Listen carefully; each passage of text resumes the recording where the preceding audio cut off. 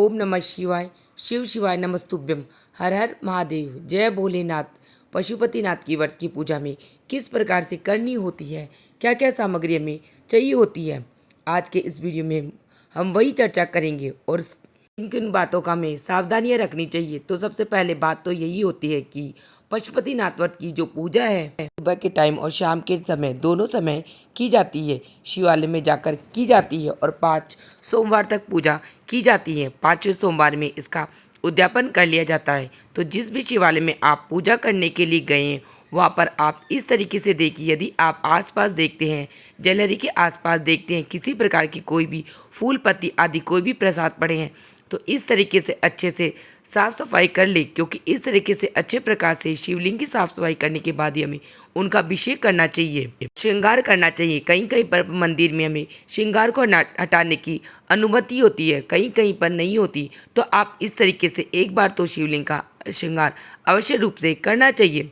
भोलेनाथ ऐसा आप शिवालय देखें जहाँ पर आप एक बार उनका अच्छी प्रकार से अभिषेक करें और जलाभिषेक कर सकते हैं। देखिए, जो जलहरी के सीधे हाथ की तरफ गणेश जी का निवास होता है, तो सबसे पहले हम वहाँ पर अभिषेक करेंगे जैसे, और उसके बाद में उल्टे हाथ की तरफ कुमार कार्तिकेय का निवास माना जाता है, बीच में अशोक सुंदरी का, उसके बाद में हमें कार्तिक जी का और सुख समृद्धि का विषय करेंगे।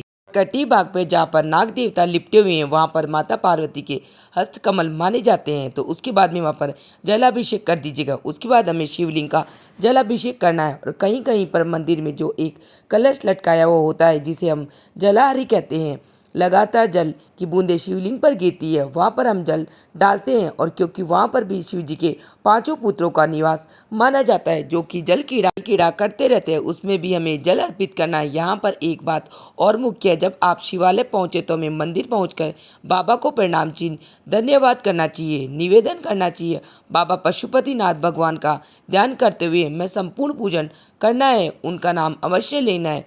तो हे पशुपतिनाथ बाबा, हमने आपकी कृपा से आपकी यह व्रत का नियम उठाया है, हमारी ये व्रत निर्विघ्न संपन्न हो, हमारी यही मनोकामना है, आप इसे अवश्य ही पूर्ण करें।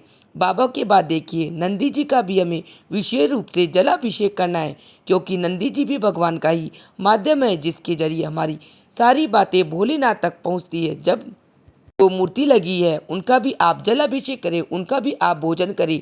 नाग देवता जो है कि भगवान भोलेनाथ को अत्यधिक प्रिय होते हैं, भगवान भोलेनाथ का श्रृंगार होते हैं, उनका भी हमें इस प्रकार से जलाभिषेक करेंगे।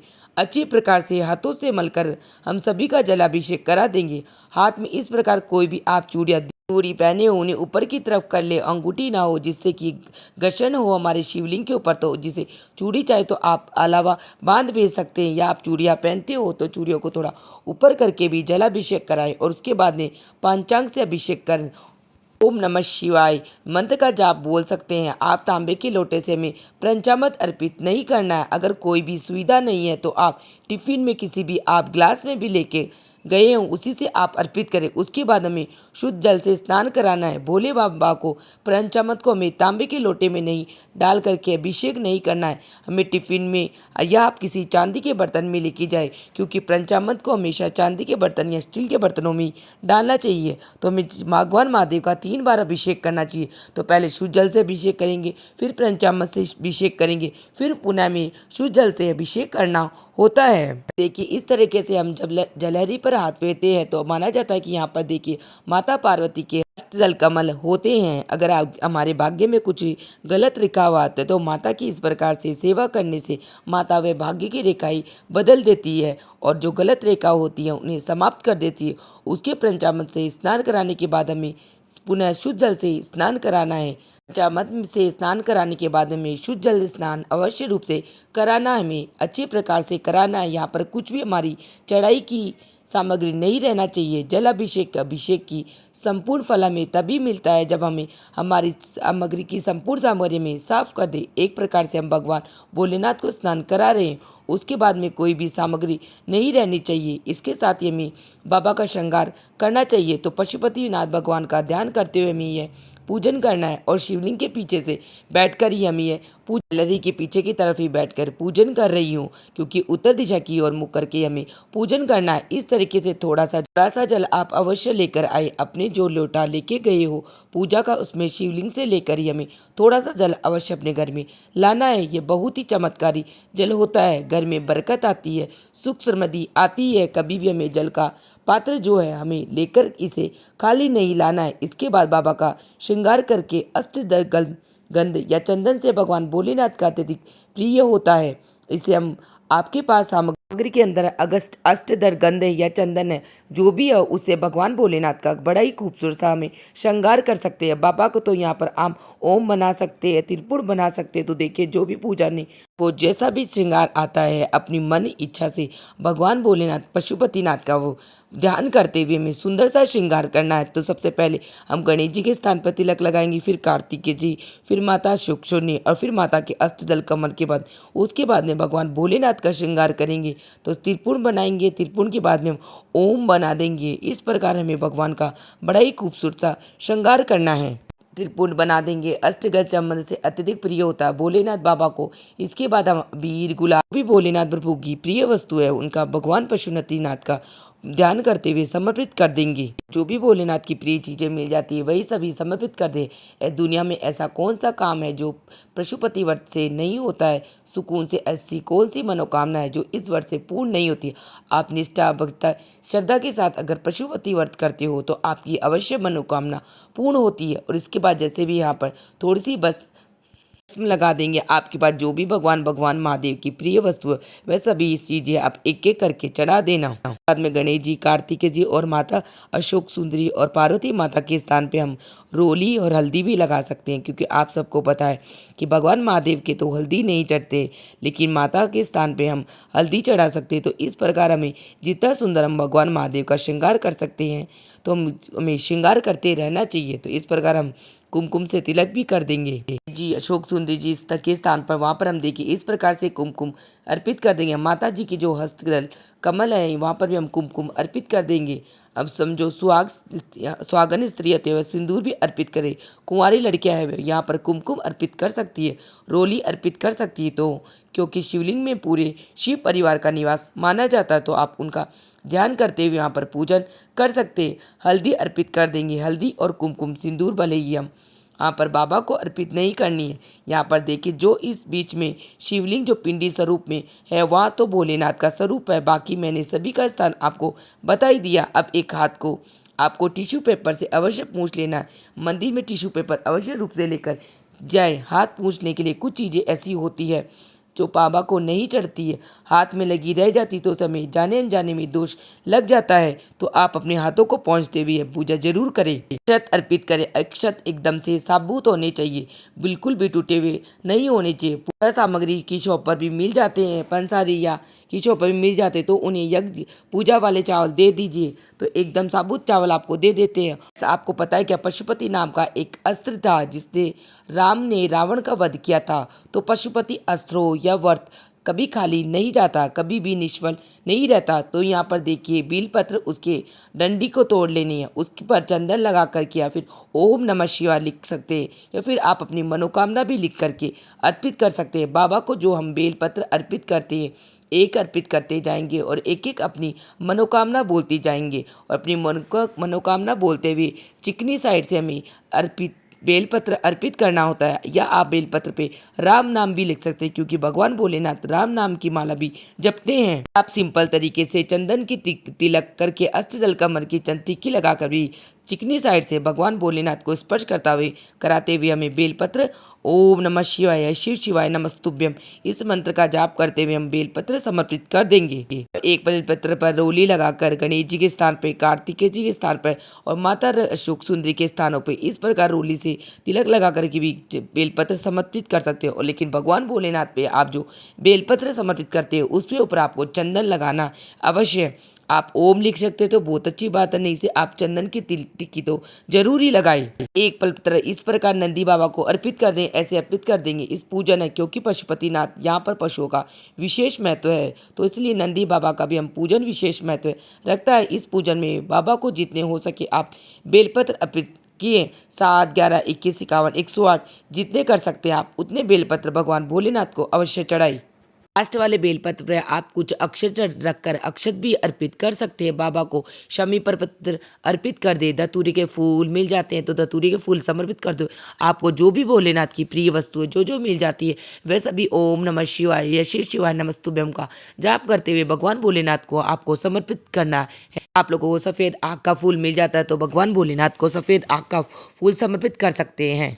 को जो भी भोलेनाथ की प्रिय चीज़ें मिल जाए वह सभी ओम नमः शिवाय शिव शिवाय नमस्तुभ्यम मंत्रों का जाप करते हुए भगवान भोलेनाथ को समर्पित कर दे। कनेर के फूल समर्पित कर दे। धतूरा भांग जो भी प्रिय वस्तु होती है ओम नमः शिवाय ओम नमः शिवाय ओम नमः शिवाय इस प्रकार आप समर्पित कर दे। ये लाल पुष्प है, ये मैं गणेश जी के स्थान पर माता पार्वती के स्थान पे इस प्रकार समर्पित कर दूंगी। तो लाल पुष्प आप गणेश जी स्थान पे, माता पार्वती के स्थान पे, अशोक सुंदरी इन सभी के स्थान पे समर्पित कर सकते हैं, लेकिन भगवान महादेव के ऊपर हम सफ़ेद पुष्प समर्पित कर देंगे, कनेर के फूल समर्पित कर देंगे। भगवान भोलेनाथ को आप पीले या सफ़ेद पुष्प ही अर्पित करें, अन्य कलर के फूल न समर्पित करें, क्योंकि भगवान महादेव को पीले या सफ़ेद रंग के ही पुष्प अत्यधिक प्रिय होते हैं। इस प्रकार से बाबा का हमें बहुत अच्छे से श्रृंगार करना है। तो देखिए हमारे बाबा कितने ज़्यादा सुंदर लग रहे हैं। पशुपतिनाथ भगवान का ध्यान करते हुए उसके बाद जो भी आप भोग प्रसाद लेकर आए सुबह के टाइम प्रसाद आप मिश्री चीनी ला सकते हैं, बताशा ला सकते हैं, कुछ भी ला सकते हो, मौसमी फल भी आप ला सकते हैं, इन्हें आप अर्पित करें। इसके बाद में सजा हुआ हमारा श्रृंगार संपूर्ण हो जाता है। तो अगर आपके पास इत्र है तो इत्र की सेवा आवश्यक रूप से करें। इत्र लगा दे, बाबा को दुर्वा अर्पित कर दे, गणेश जी को दुर्वा अर्पित कर दे, नंदी बाबा को भी आप दुर्वा अर्पित कर दे। इस प्रकार से देवा देखो दुर्वा समर्पित कर देंगे। और मौसमी फल कुछ भी आप इस समय में आपको जो भी मौसमी फल मिल जाए वही समर्पित कर दे। इस प्रकार भगवान भोलेनाथ को समर्पित कर देंगे। इस प्रकार से हम शिवलिंग के पास हमें रखना, शिवलिंग के ऊपर नहीं रखना। जब हम प्रसाद अर्पित करते हैं तो आपके पास ये इलायची, 2 लौंग, इस प्रकार सुपारी यह सब भी रखे, हमें पान के पत्ते पे या किसी भी पत्ते पे रखिए भगवान भोलेनाथ को समर्पित करना है, क्योंकि यह भी बहुत जरूरी होती है। इसे तांबुल के रूप में पान अर्पित कर दे। इसके बाद हमें मंदिर में गणेश जी, माता पार्वती, कार्तिकी जय इनकी भी प्रतिमा हो तो सभी का जल अभिषेक करके सभी का भी साथ में हम पूजन कर लेंगे। विधि विधान से पूजन करके उन्हें टीका कर देंगे। तिलक माता पार्वती को सिंदूर अवश्य अर्पित करें। आप चाहे तो माता पार्वती को यहाँ पर माता पार्वती का श्रृंगार भी कर सकते हैं। जो भी सिंदूर आपकी अंगुली में बच जाता है उस सिंदूर को आप अपने माथे से लगाकर अपनी मांग में आवश्यक रूप से भर ले, माता पार्वती के आशीर्वाद स्वरूप। इस प्रकार से हमें पूजन करना होता है। गणेश जी का ऑरेंज सिंदूर अर्पित करें। वैसे हमने शिवलिंग पर इन सभी देवी देवताओं का पूजन कर लिया, लेकिन फिर भी हम इनका भी पूजन करना चाहिए। अभिषेक और पूजन हमें पूरी विधि विधान से करना चाहिए। अब हम दीपक घर से बनाकर लेके आए हैं। देसी घी का गोल बाती का हमें दीपक लगाना होता है। उसे प्रज्वलित करके धूप दीप जलाकर के बाबा की आरती करेंगे। और यहाँ पर देखिए पूजन संपन्न होने के बाद आप चाहे तो वहाँ पर बैठकर मंत्र जाप भी कर सकते हैं। ओम नमः शिवाय या शिव शिवाय नमस्तुभ्यम। यहाँ पर शिव जी से संबंधित किसी भी धर्म ग्रंथ का आप बैठ करके अध्ययन कर सकते हैं, पाठ कर सके। यह आपकी अपनी सामर्थ्य के ऊपर निर्भर करता है, आपके समय के ऊपर निर्भर करता है। तो इस तरीके से इस बात का ध्यान रखिएगा। ऐसा नहीं क्या बत्ती लेके इसे बनाकर किसी और के दीपक में आपको यह दिया नहीं जलाना है। दिया आपको घर से ही लेके जाना है। बेशक आप आटे का दिया रह जाए तो फिर आप मिट्टी का दिया यूज कर सकते हो। दीपक को आपको खाली आपको नहीं रखना चाहिए, कुछ अक्षत या पुष्प आपको रखने हैं। और उसके बाद चाहे तो आप कपूर से भी आरती कर सकते हो। तो इस प्रकार हमें पूजा विधि हमारी संपन्न हो जाती है। उसके बाद में हमारी जो मनोकामना होती है वो नंदी के कानों में बोलनी होती है। जो भी मनोकामना इच्छा है वह नंदी के कानों में बोल देंगे। उसके बाद में कहा जाता है कि शिव मंदिर में हमें 3 ताली का अत्यधिक महत्व होता है। उसके बाद में हमारी पूजा पूर्ण होने के बाद में हमें 3 ताली अवश्य बजानी है। उसके बाद में ये हमारी सुबह की प्रथम पहर की पूजा संपन्न होती है। और ये कहा जाता है कि पशुपति व्रत हमेशा मंदिर में क्यों किया जाता है, क्योंकि मंदिर में शिवलिंग की जो स्थापना होती है पूरी विधि विधान से प्राण प्रतिष्ठा होती है। वह शिवलिंग और उनकी आराधना करते करते काफ़ी अच्छा समय होता है। मंदिर के शिवलिंग में भक्तों की आस्था की मंत्रों की शक्ति समाहित होती है।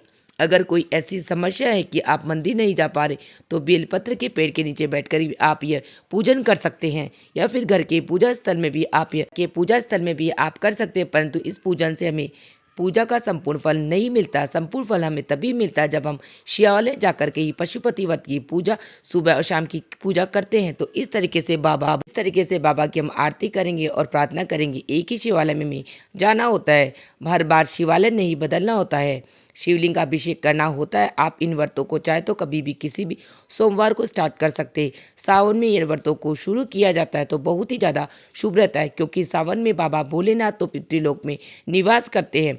तो आप सावन में इन व्रतों को स्टार्ट कर सकते हैं, क्योंकि सावन के महीने में यदि हम भोलेनाथ का जो व्रत अनुष्ठान करते हैं तो बाबा बहुत ही ज़रूरी प्रसन्न होते हैं, शीघ्र प्रसन्न हो जाते हैं और हमारी सभी मनोकामना को पूर्ण करते हैं। क्योंकि सावन के महीने में भगवान भोलेनाथ भी सृष्टि का संचालन करते हैं। चतुर्मास लगा रहता है और 4 महीने के लिए भगवान भोलेनाथ पृथ्वीलोक में निवास करते हैं। आप सावन के महीने में यदि इन व्रतों को स्टार्ट करते हैं तो अब बहुत ही शुभ रहता है और कल्याणकारी रहता है। तो आपकी सभी मनोकामना पूर्ण होती है। तो अभी जो मेरी थाली बच जाती है उसे हम लेकर घर जाएंगे और अपने जो भी जल बचा करके लेके आए हैं उसको अपने घर में छिड़क देंगे, अपनी आंखों पे लगा लेंगे, परिवार के सदस्यों की आंखों में लगाते हैं। जो घर में पीने का जल है कुछ बूंदे उसमें डाल देंगे, बहुत ही शुभ रहता है। इससे घर में बरकत और सुख समृद्धि आती है। तो इस थाली को इसकी तरफ उठा के शाम की थाली हमें लगानी है। तो जो भी हम प्रसाद बनाएंगे वह सभी हम थाली में रखकर हम ले जाएंगे। फ्रेंड्स, पशुपति रिलेटेड बहुत सारी वीडियो आपको मेरे चैनल पे मिल जाएंगी। तो एक बार आप हमारे चैनल को जरूर सब्सक्राइब करें। वीडियो अच्छी लगी तो वीडियो को लाइक कर ले, चैनल को सब्सक्राइब करें और वीडियो को ज़्यादा शेयर करें। कमेंट बॉक्स में ओम नमः शिवाय या शिव शिवाय नमस्तुभ्यं लिखकर मुझे बताएं। मेरा वीडियो आप लोगों के लिए थोड़ा सा भी यूज़फुल है। प्लीज़ वीडियो को लाइक कर लेना, चैनल को सब्सक्राइब करें। फिर मिलेंगे किसी और वीडियो। ओम नमः शिवाय, शिव शिवाय नमस्तुभ्यं।